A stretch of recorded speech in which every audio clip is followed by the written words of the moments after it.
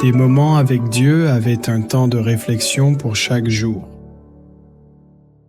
7 mai. Décision. C'est bien à tort que vous vous glorifiez. Ne savez-vous pas qu'un peu de levain fait lever toute la pâte? 1 Corinthiens 5-6.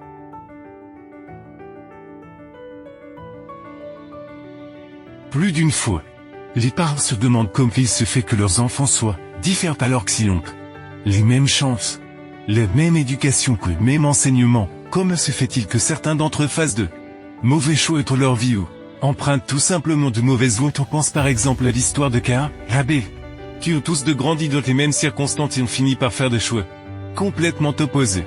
Il n'y a pas d'exception chez les disciples du Seigneur parmi les 12 qui étaient avec lui. Tous ont eu les mêmes occasions, ont vu les mêmes miracles, ont mangé le même pain pour reçu les mêmes enseignements.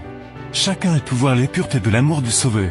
Chaque appel vers repentance et chaque invitation à se détourner du péché. Tous ont vu comme le Sauveur s'était abaissé comme un serviteur pour laver les pieds de chacun. Et comme ils rompu le même pain, chaque disciple a vu l'amour qui voulait les sauver. Chacun a pris sa propre décision, enfin. Judas s'est montré comme quelqu'un pour qui la grâce de Dieu ne peut porter de fruits.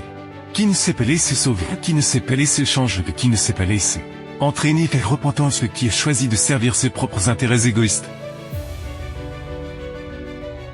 Judas a eu les mêmes opportunités que les autres disciples. Il a entendu les mêmes précieuses leçons. Mais la pratique de la vérité exigée par le Christ contredit les désirs et les objectifs de Judas, et il ne veut pas abandonner ses idées pour recevoir la sagesse du ciel. En reliant cet homme à lui-même, il l'a placé là où il pouvait être. Jour après jour en contact avec la manifestation de son propre amour. S'il ouvrait son cœur au Christ, la grâce divine chassait le démon de l'égoïsme, et même Judas pouvait devenir un sujet du royaume de Dieu. Mais même l'amour qui nous est manifeste, personne n'est obligé de le décider pour que l'on ne cède pas l'invitation du Seigneur. L'on se laisse dominer par ses désirs charnels, ses convoitises. Ce n'est qu'une question de toi avant que les péchés te conduisent de ruine, destruction. On décide de se repentir et de confesser ses péchés. Ou de te cacher et de les garder. Et un péché garder un peu de levain finit par faire lever toute la masse, cela concerne aussi l'Église. Car si un mal ouvert n'est pas corrigé que le péché se tolère, il finit par s'étendre et tout le monde comme ce fut le cas dans l'église de Coginspar. Exemple, tous ils ont vu que dans leur vie il y avait un incestueux. Au lieu de corriger le mal qu'ils ont été remplis d'orgueil.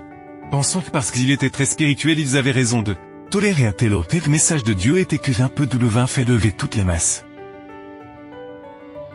Dieu prend les hommes tels qu'ils sont, avec les éléments humains de leur caractère, et les prépare pour son service, s'ils veulent être disciplinés et apprendre de lui. Ils ne sont pas choisis parce qu'ils sont parfaits, mais en dépit de leur imperfection, afin que, par la connaissance et la pratique de la vérité, et par la grâce du Christ, ils puissent être transformés à son image. Dieu vous a choisi pour porter sa lumière. Comme il a fait connaître son évangile et des millions d'autres chrétiens. Mais chacun a pris la décision d'être le type de chrétien qu'il est. Ainsi, une fois de plus, une nouvelle décision d'abandon complet au Seigneur doit être prise. Afin que chaque rayon de ce lumière vous conduise à nos péchés et aimer le Sauveur. Amen. Merci pour écouter cet audio. Nous vous invitons à partager avec votre. Contactez et visitez le site web. biblewell.com